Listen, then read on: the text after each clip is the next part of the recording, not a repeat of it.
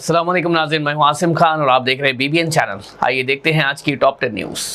पाकिस्तान की मीडिएशन में अमेरिका और ईरान के दरमियान इस्लामाबाद में जारी अमन बातचीत को मजीद आगे बढ़ा दिया गया है और दोनों तरफ ने फैसला किया है कि टॉक्स को जारी रखा जाएगा। कई घंटे तक चलने वाली इन लंबी नेगोशिएशंस के बावजूद किसी फाइनल एग्रीमेंट पर इत्तेफाक नहीं हो सका, लेकिन सीज फायर फिलहाल बरकरार है और दोनों मुल्कों ने डायलॉग तोड़ने के बजाय आगे बढ़ाने पर जोर दिया है। इस बातचीत में सबसे बड़े मसाइल न्यूक्लियर प्रोग्राम, सैंक्शंस रिलीफ और स्ट्रेट ऑफ हॉर्मुज का कंट्रोल है, जहां अभी भी शदीद इख्तिलाफात मौजूद हैं। ईरान ने वाज़ेह तौर पर कहा है कि अमेरिका के साथ इस्लामाबाद में जारी बातचीत किसी फाइनल एग्रीमेंट के बगैर ख़त्म हो गई है, लेकिन अब बॉल अमेरिका के कोर्ट में है। ईरानियन हुक्काम के मुताबिक उन्होंने नेगोशिएशंस के दौरान रीजनेबल प्रपोजल्स पेश किए, लेकिन फैसला अब वॉशिंगटन को करना होगा।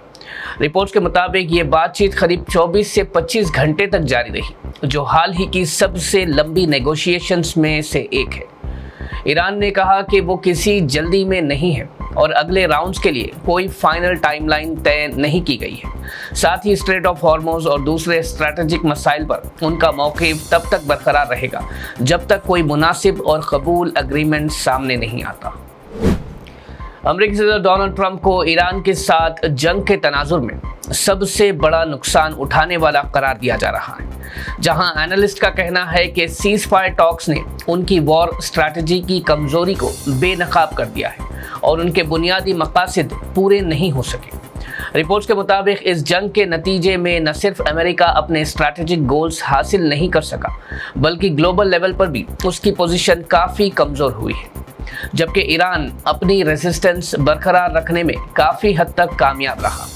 माहिरीन का कहना है कि ये तनाज़ा ट्रंप के नए तरीके के फॉरेन पॉलिसी विजन को भी एक्सपोज करता है, जहां उनका एग्रेसिव अप्रोच एक्सपेक्टेड रिजल्ट्स नहीं दे सका और इकोनॉमिक और डिप्लोमेटिक दोनों फ्रंट्स पर अमेरिका को भारी नुकसान उठाना पड़ा।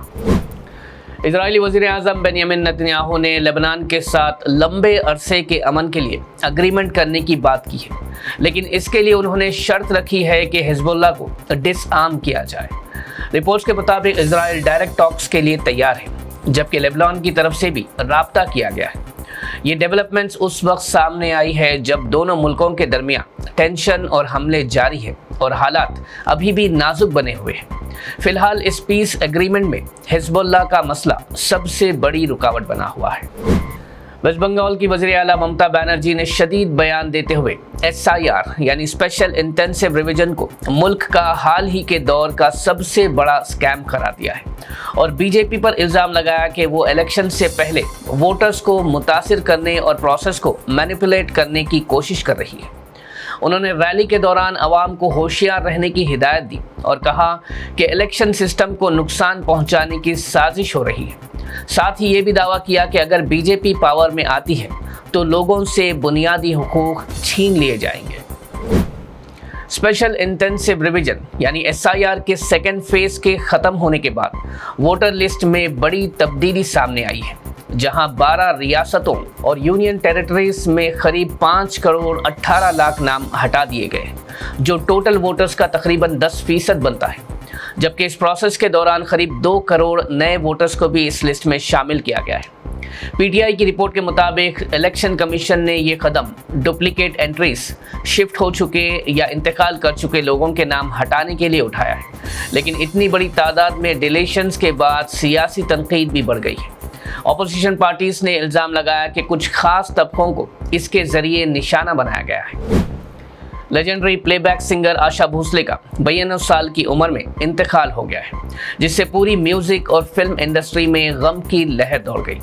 रिपोर्ट्स के मुताबिक उनकी तबीयत अचानक ख़राब होने पर उन्हें मुंबई के अस्पताल में एडमिट किया गया था, जहां इलाज के दौरान वो जानबर ना हो सकी।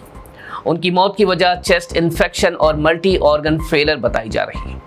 उनका इंतकाल भारतीय म्यूजिक इंडस्ट्री के लिए एक बहुत बड़ा नुकसान माना जा रहा है, जहां उनके फैंस और फिल्म सितारे उन्हें खिराज अकीदत पेश कर रहे हैं। लाखों स्टूडेंट्स के इंतजार को ख़त्म करते हुए Telangana board of intermediate education ने इंटर फर्स्ट और सेकेंड ईयर के रिजल्ट्स जारी कर दिए हैं। इस साल करीब 9.9 लाख स्टूडेंट्स ने एग्जाम दिए थे, जहां फर्स्ट ईयर का पास परसेंटेज करीब 66.20% रहा, जबकि सेकेंड ईयर में 70.58% स्टूडेंट्स कामयाब रहे। इस बार भी हमेशा की तरह लड़कियों ने लड़कों से बेहतर परफॉर्मेंस दिखाई है। स्टूडेंट्स अपने रिजल्ट ऑफिशियल वेबसाइट results.cgg.government.in पर चेक और डाउनलोड कर सकते हैं, जहां मार्क मेमो, ग्रेड्स और सब्जेक्ट वाइज डिटेल्स भी दी गई है। इसके अलावा बोर्ड ने यह भी वाज़ेह किया है कि जो स्टूडेंट्स अपने रिजल्ट से मुतमईन नहीं है वो री इवैल्यूएशन या रीकाउंटिंग के लिए अप्लाई कर सकते हैं। हैदराबाद के शिवरामपल्ली इलाके में एक वेयर हाउस में जोरदार आग लगने का वाकया सामने आया, जहां डेकोरेशन और प्लास्टिक सामान होने की वजह से आग तेजी से फैल गई और इलाके में काफी घना धुआं देखा गया। मुकामी लोगों की इत्तला पर फायर डिपार्टमेंट की कई गाड़ियां मौके पर पहुंच गई और आग बुझाने की कोशिश जारी रही। रिपोर्ट्स के मुताबिक फिलहाल किसी जानी नुकसान की कोई इत्तला नहीं है। अथॉरिटीज ने वाकये की तहकीकात शुरू कर दी है और आग लगने की असल वजह का पता लगाया जा रहा है। हैदराबाद में बढ़ती हुई शदीद गर्मी के असरात अब वाज़ेह तौर पर नजर आने लगे हैं, जहां मशहूर टूरिस्ट स्पॉट टैंक बंड सुनसान हो गया है और आम दिनों के मुकाबले में लोगों की तादाद में नुमायां कमी देखी गई है। रिपोर्ट्स के मुताबिक हाई टेम्परेचर्स और हीट वेव्स की वजह से लोग दिन के वक्त बाहर निकलने से परहेज कर रहे हैं और ज़्यादातर घरों में रहना पसंद करते हैं। अथॉरिटीज़ ने भी आवाम को हिदायत दी है कि वो गर्मी के पीक आवर्स यानी दोपहर में बाहर निकलने से बचे और पानी का ज़्यादा इस्तेमाल करें ताकि हीट स्ट्रोक जैसे खतरों से महफूज रह सके। नाज़रीन, ये थी आज की टॉप 10 न्यूज़। देखते रहिए BBN चैनल। मुझे दीजिए इजाज़त। अल्लाह हाफिज़।